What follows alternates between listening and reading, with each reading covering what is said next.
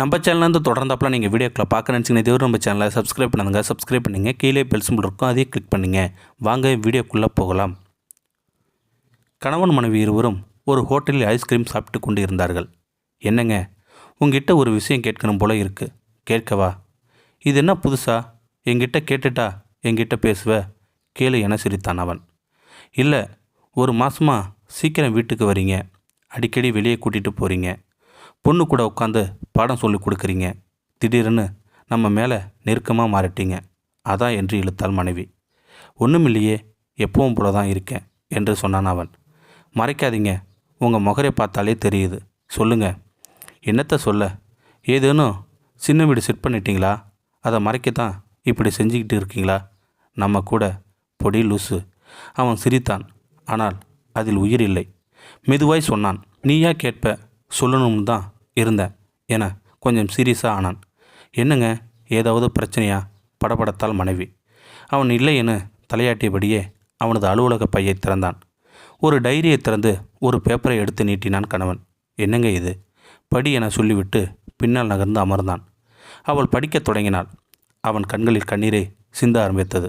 அன்புள்ள மகனுக்கு. கண்டிப்பாக என்றைக்காச்சும் இந்த கடிதம் உன் கையில் கிடைக்கும்னு நான் நம்புகிறேன்.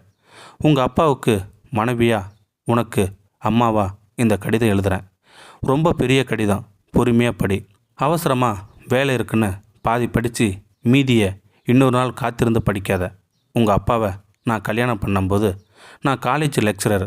அப்புறம் நீ வந்த பிறகு உங்கள் அப்பாவுக்கு அதிர்ஷ்டம் அடிச்சுது. இன்னொன்று கன்ஸ்ட்ரக்ஷனில் வளர்ந்தார். அப்புறம் உன் தங்கச்சி பிறந்தா. நான் வேலையை விட்டுட்டு வீட்டோட உங்களை கவனிச்சுக்கிட்டு இருந்தேன். உனக்கு தான் தெரியுமே அப்பா எப்படி பிஸின்னு. கல்யாணம் ஆன ஒரு வருஷம்தான் கனவு வாழ்க்கையெல்லாம். அப்புறம் எல்லாமே காத்திருந்த வாழ்க்கை தான் எனக்கு. உங்கள் அப்பாவுக்கு காத்துக்கிட்டே இருந்தேன். அவர் உழைக்க ஆரம்பித்தார். அவர் உருவாக்க நினச்ச ஆடம்பர வாழ்க்கைக்காக உழைச்சிக்கிட்டே இருந்தார். நீங்கள் 2 பேர் தான் எனக்கு துணையே. நாம் தான் விளையாடுவோம். அப்புறம் நீங்கள் ஸ்கூலுக்கு போயிடுவீங்க. நீங்கள் வரத்துக்காக காத்துக்கிட்டே இருப்பேன். ஸ்கூலை விட்டு வந்ததுமே கதையாக சொல்லுவீங்க. அதில் பாதி பொய்யா இருக்கும். அதெல்லாம் உங்கள் கற்பனைன்னு நினச்சி ரசிப்பேன். அப்புறம் நீங்கள் வளர்ந்தீங்க. அம்மாட்ட சொல்ல எதுவுமே இல்லாமல் போச்சு. ஆனால் உங்கள்கிட்ட இருந்து ஆர்டர் மட்டும் வந்துடும். இப்போ வெளியே போகணும், இப்படியே வெளியே போகணும். ஆனால் வர்ற டைம் கேட்கவா முடியும்? அம்மாவால் காத்துக்கிட்டே இருப்பேன். நீங்கள் சாப்பிட்டு வரீங்களா, சாப்பிடாம வரீங்களா பார்க்க காத்துக்கிட்டே இருப்பேன் நான். நீங்கள் எக்ஸ்ட்ரா கோச்சிங்கு, ஃப்ரெண்ட்ஸு அரட்டுன்னு பிஸியாக இருப்பீங்க. இடையில் உங்கள் அப்பா உடம்பு முடியாமல் படுத்துட்டார். அவருக்கு டயத்துக்கு மாத்திரை கொடுக்கணும், மருந்து கொடுக்கணும், பிசியோதெரப்பி பண்ணணும். காத்துக்கிட்டே இருப்பேன் நான். காத்துக்கிட்டே இருக்கிறது என்னோடய வாழ்க்கையாக ஆகிடுச்சு பாத்தியா? அப்புறம் உன் தங்கச்சி கல்யாணம். இப்போ அவள் எப்படி இருக்கான்னு கூட அவளாக முடிவு செய்கிற நேரத்தில் தான் என் கூட பேச முடியும். ஏன்னா அங்கே அவள் காத்துக்கிட்டு இருக்கா ஒரு அம்மாவா. உனக்கு சொல்லவே வேண்டாம். அப்பா தொழில் எடுத்து செய்ய ஆரம்பித்த உடனே நீ ரொம்ப பிஸி ஆகிட்ட. நீ கடைசி 5 வருஷத்தில் அம்மாக்கிட்ட பேசுனது கொஞ்சம் யோசிச்சியா? சாப்பிட்டீங்களா? மாத்திரை போட்டாச்சா? ஊசி போட்டாச்சா? இவ்வளவு தான். உங்கள் அப்பா வாழ்கிற காலத்தில் பிஸியாக இருந்தார். நான் காத்துக்கிட்டே இருந்தேன். கடைசி காலத்தில் எதுவுமே இல்லாமல் இருந்தார். ஆனால் மாத்திரைக்கு காத்துக்கிட்டு இருந்தார்.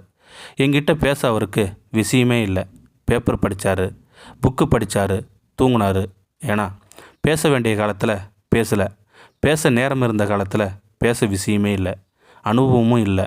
இப்படி தான் பெரும்பாலான அம்மாக்களோட வாழ்க்கையும் முடிஞ்சு போகுது. நாம் என்னைக்காச்சும் வெளியே போகும்போது அங்கே நிறைய அம்மாக்கள் பார்ப்பேன். அவங்க எல்லா கண்களும் எனக்கு தெரியறது காத்திருந்த ஏக்கம் மட்டும்தான். உன்னை மாதிரி பசங்க கூட்டிகிட்டு வர அவங்க மனைவிகளை பார்ப்பேன். அதில் இன்றைக்கே வாழ்ந்துடணும், அடுத்த 6 நாள் இவன் கூட பேசக்கூட முடியாத மாதிரி ஒரு வேகம் இருக்கிறதே பார்த்தேன்.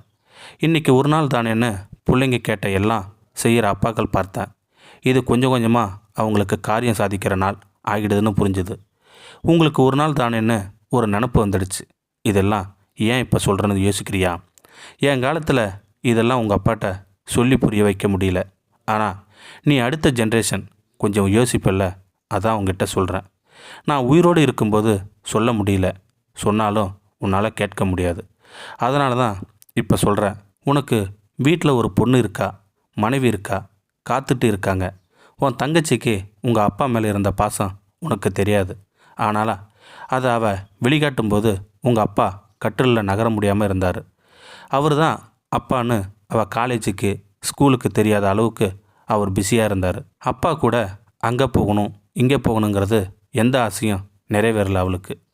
அவள் அப்பா கடைசி காலத்தில் சும்மா இருந்தபோது அவர் பேசுனது அவள் கேட்க முடியல. ஏன்னா அவள் வேறு வீட்டுக்கு போயிட்டா. பாத்தியா வாழ்க்கைய, நீ உன் பொண்ணுக்கு அப்படி ஒரு வாழ்க்கையை கொடுத்துடாதடா. உன் மனைவியை அவங்களோட மகனுக்கு கடிதம் எழுத வச்சிடாதடா. இன்றைக்கி 3 வேளை சாப்பிட சம்பாதிச்சிட்ட, நாளைக்கு 3 வேளைக்கும் உனக்கு பிரச்சனையே இல்லை. இன்னும் சொல்லப்போனால் நீ இப்போ உழைக்கிறது உன்னோட அடுத்த 10 வருஷம் கழித்து செலவழிக்க போகிறது தான். அதை கொஞ்சம் குறைச்சிக்க. சீக்கிரம் வீட்டுக்கு வா, பொண்டாட்டி பிள்ளைங்கிட்ட பேசு. அவங்களுக்காக நீ நல்லா இருக்கும்போதே கொஞ்சம் நேரம் கொடு. ஏன்னா என்கிட்ட நல்லா பேசின பையன்தானே நீ. உன் மனைவி மகளை விட்டுடுவா போகிற. கடிதத்தை படித்து முடித்தவள் அவள் முகம் ஒருவித பரபரப்பில் இருந்தது. நிமிர்ந்து அவளை பார்த்தாள். 2 மிகப்பெரிய பலுடா ஐஸ்கிரீம் வைத்திருந்தான். அவள் மெதுவாய் தன் அலைபேசியில் இருந்து அவள் அம்மாவிற்கு ஃபோன் செய்தாள். நான் தாம்மா. ஏன் சும்மா பேசக்கூடாதா? என்ன செய்கிற? அப்பா என்ன செய்கிறாரு என பேசத் தொடங்கினாள் அந்த பெண். ஐஸ்கிரீம் கொஞ்சம் கொஞ்சமாய் உருகத் தொடங்கியது. அவன் சிரித்தபடி சாப்பிடத் தொடங்கினான். இனிமே அப்படித்தான். இனி அங்கே அன்புக்காக காத்திருக்க அவசியமில்லை. நேரில் நாம் செல்ல முடியாமல் இருந்தாலும் ஃபோன் மூலமாக தினமும் பேசி மகிழ்வோம். நம்மளுடைய சராசரி வாழ்க்கை 60 ஆண்டுகாலம் என்று வைத்துக்கொண்டு இன்று முதல் மகிழ்ச்சியுடன் வாழ்வோம். இந்த வீடியோ உங்களுக்கு பிடிச்சிருந்தா கமெண்ட் பாக்ஸில் கமெண்ட் பண்ணுங்கள். கூட உங்கள் ஃப்ரெண்ட்ஸுக்கு ஷேர் பண்ணுங்கள். இதுவரை நம்ம சேனலை சப்ஸ்கிரைப் பண்ணுங்க. சப்ஸ்கிரைப் பண்ணிங்க. கீழே பெல் சிம்பல் இருக்கும், அதையே கிளிக் பண்ணிங்க. தேங்க்யூ ஃபார் வாட்சிங்.